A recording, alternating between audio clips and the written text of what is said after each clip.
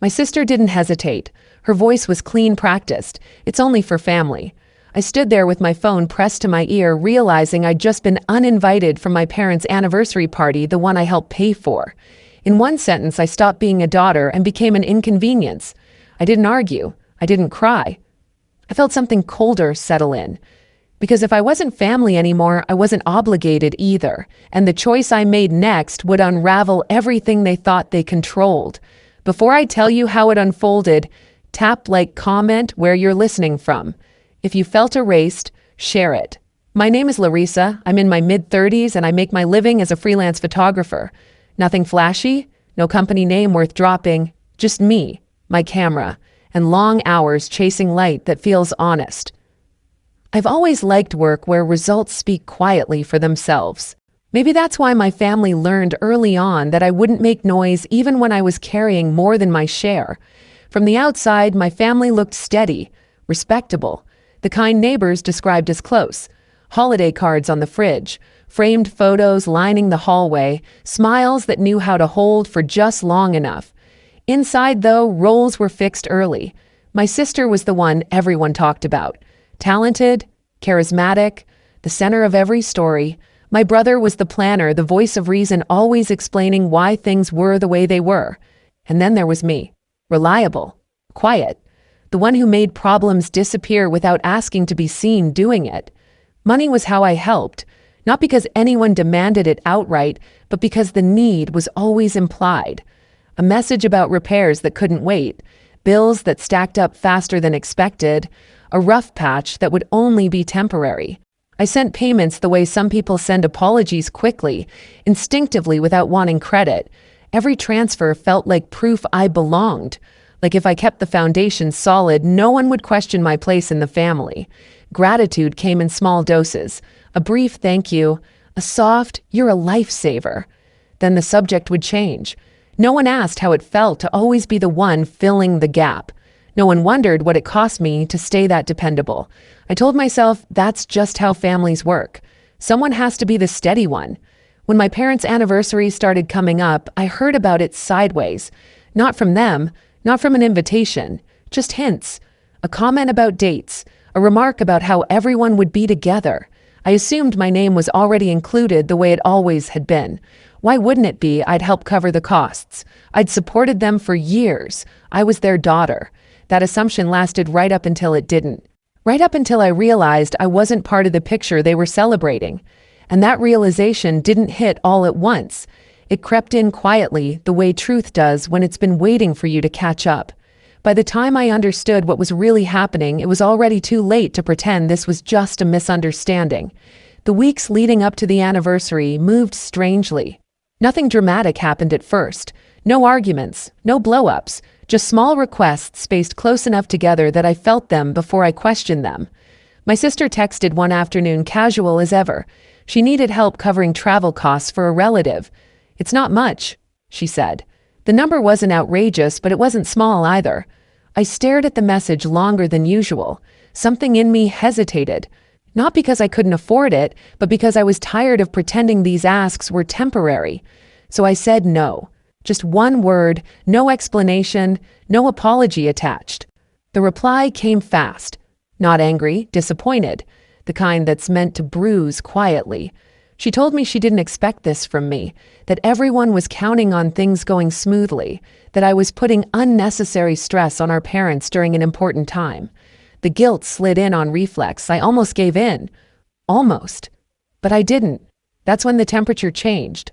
Calls slowed. Messages became shorter. When I reached out, conversations ended quickly, wrapped in politeness so thin it felt sharp. I told myself I was imagining it. Families go through phases. People get busy. But the silence had weight. It pressed in steady and deliberate. A few days later, I finally asked the question I'd been circling. I called my sister and mentioned the anniversary directly. I said I wanted to confirm details.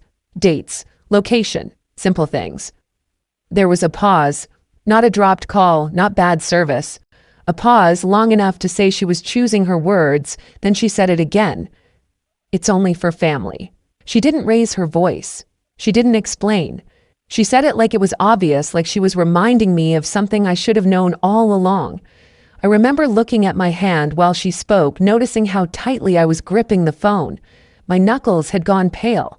I asked her what she meant. Another pause. Then something sharper. She said it wasn't personal. That space was limited. That decisions had already been made. She said my parents wanted a simple celebration.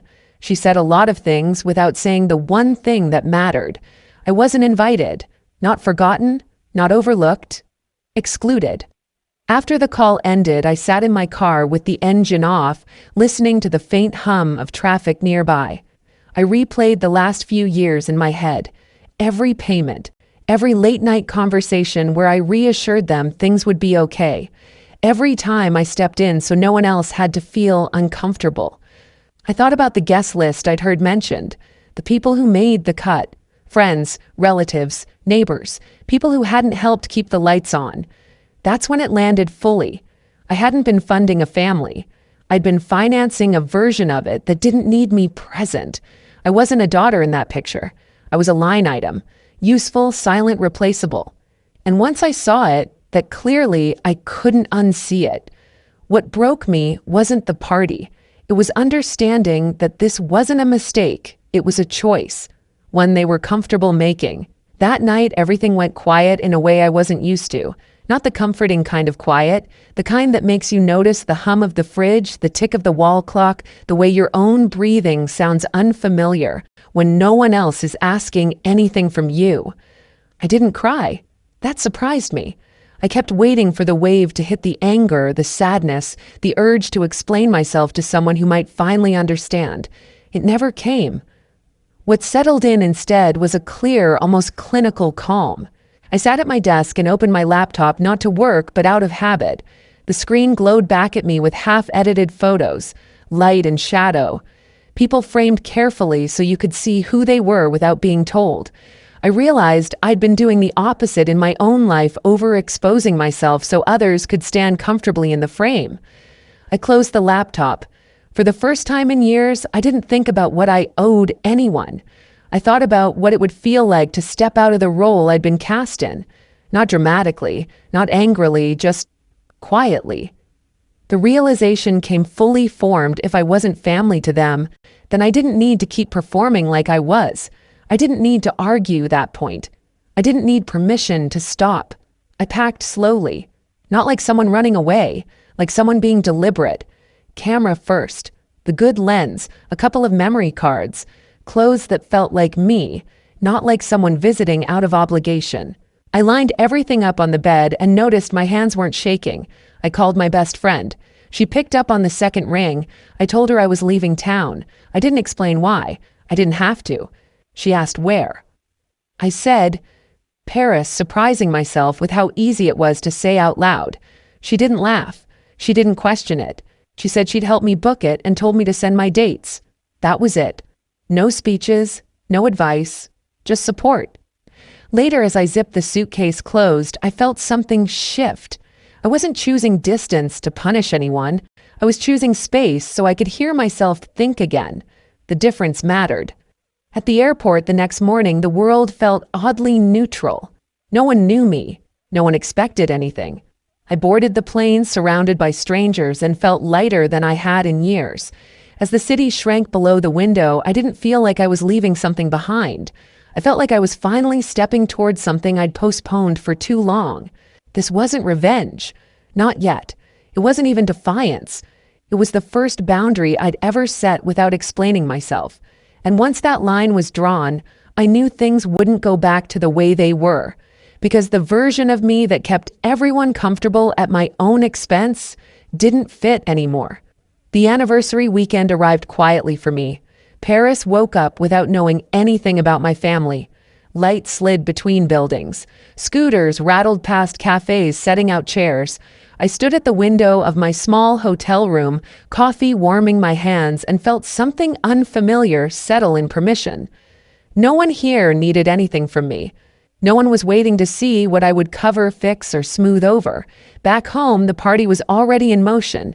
I didn't see it, but I could picture it perfectly. My mother would have insisted on white linens. My father would stand a little too stiff in his jacket, smiling for photos.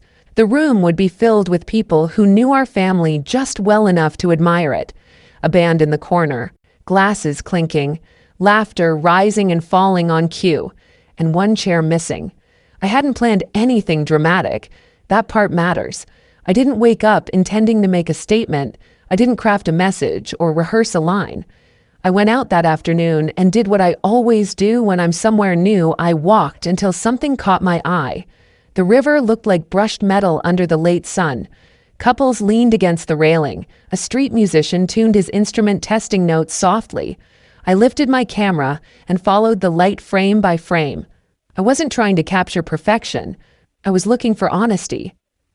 Later, back in my room, I edited a few shots. Nothing heavy. No captions explaining my choices. No references to home. Just images of where I was and how it felt to breathe there. When I posted them, I wrote a simple line about chasing quiet moments and letting joy take its time. That was it. I put my phone down and went to dinner alone. The restaurant was small, tables close together. The smell of bread and butter hung in the air. I ate slowly, listening to conversations I didn't understand, watching people live their own stories without intersecting with mine. For once, solitude didn't feel like absence. It felt like space. Back at the party, my absence started to echo. At first, it was subtle. A cousin leaning over to ask my mother where I was. A neighbor glancing around the room confused. Someone assuming I'd arrive late. My mother smiled through it, offering vague answers. She's busy. Work stuff. The kind of explanations that sound reasonable until they don't. Then someone pulled out their phone. My post reached the room without context. Paris at dusk. Coffee by a window. Light falling exactly where it should. The question didn't come out loud right away.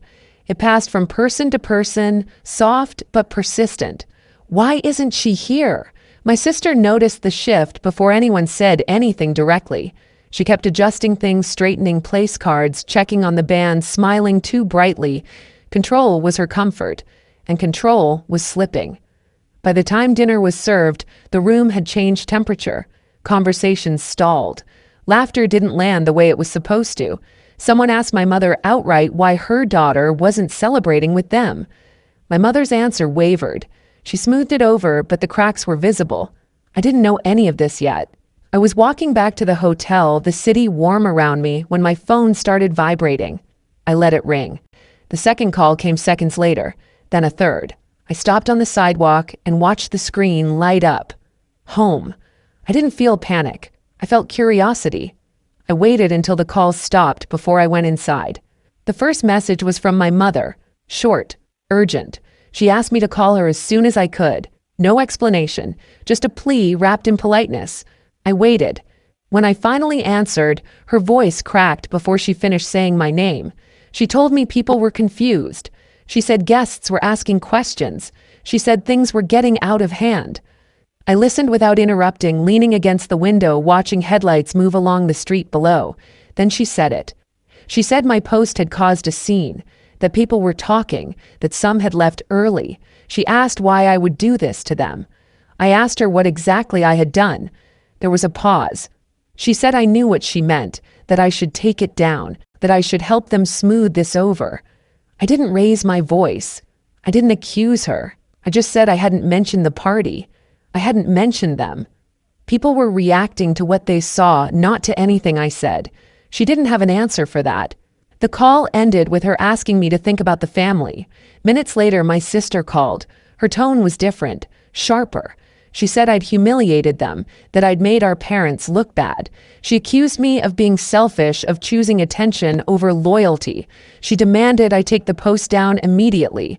I asked her when she'd decided I wasn't family. She tried to talk over me, telling me I was twisting things, that I was being dramatic, that this wasn't how adults handle conflict. I waited for her to finish. Then I said it, quietly, clearly. Do we even know each other? She went silent. Not stunned silence, exposed silence. The kind that comes when someone realizes the script they've been using no longer works. She hung up without answering. My brother was next. His call came with structure. He told me I'd escalated something manageable. He said I should have come to them privately. He talked about image consequences, professionalism. He said my post could affect people in ways I hadn't considered. I told him I'd been considering them for years, through payments, through patience, through silence. I told him I was done being the solution to problems I didn't create. He sighed, the way he does when he thinks reason should win. He told me I was blowing things out of proportion. An hour later, he posted something vague online about priorities and loyalty. The comments didn't go where he expected. People asked why I wasn't invited if I'd help pay. People asked why family meant conditions. He didn't reply. The calls stopped after that. I slept that night with the window open. The city hummed, unconcerned with my family's discomfort. In the morning, sunlight traced a clean line across the floor. I felt rested. Not triumphant, just settled. Back home, the party unraveled quickly once the questions started. People left without saying much. The band packed up early. My parents were left with centerpieces and uneaten cake. The version of the evening they'd planned didn't survive contact with the truth. I didn't gloat. I didn't follow updates. I let distance do the work I'd been doing for everyone else all along. Later that day, my phone buzzed again. My mother's name lit the screen. This time, her voice was smaller. She asked me to come home. She said they wanted to fix things. She said they wanted everything back to normal. Normal, I realized, had always meant me paying and disappearing. I told her I wasn't angry. I told her I was just finished pretending. I said I was building something different now. She cried. I didn't move. When the call ended, I stood by the window again. Boats drifted along the river, steady and unbothered. I thought about how many times I'd stayed quiet to keep peace that only flowed one way. The confrontation hadn't been loud. There was no shouting match, no dramatic walkout. Just a few words spoken honestly, and a silence that finally did what my explanations never could. The days after that felt strangely light. Not easy, but lighter. The noise thinned out on its own. Messages slowed. Calls stopped coming in clusters. What remained was quiet that didn't demand anything from me. Back home, the story settled into something people could understand. Not rumors, not drama, just facts. I wasn't invited. I'd helped financially. Questions answered themselves. Friends of my parents grew distant, polite in a careful way. Invitations stopped arriving. Conversations shortened. The image my family had relied on no longer held without effort, and no one wanted to keep propping it up. My parents reached out again, softer this time. They said they wanted to reset. They didn't say sorry. They didn't acknowledge the exclusion. They just wanted things to feel familiar. I understood what they were asking for. Familiar had always meant my silence and my support. I didn't give them either. I stayed in Paris longer than planned. Not to avoid anyone, but because work started to find me there.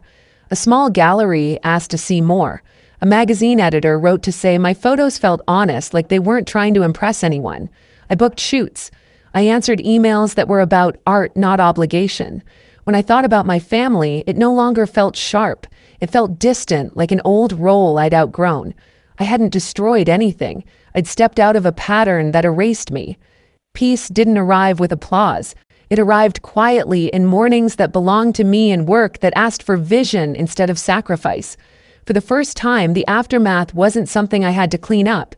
I didn't win against my family. I didn't take anything from them. I simply stopped shrinking so they could stay comfortable. That was the real shift. Family isn't supposed to feel like a debt you keep paying just to stay included. And boundaries aren't punishment. They're clarity. If you've ever been excluded by the very people you kept showing up for, I want you to know this. Choosing yourself doesn't make you cruel. It makes you accurate. If this story hit close to home, share your experience in the comments and subscribe so you don't miss the next one.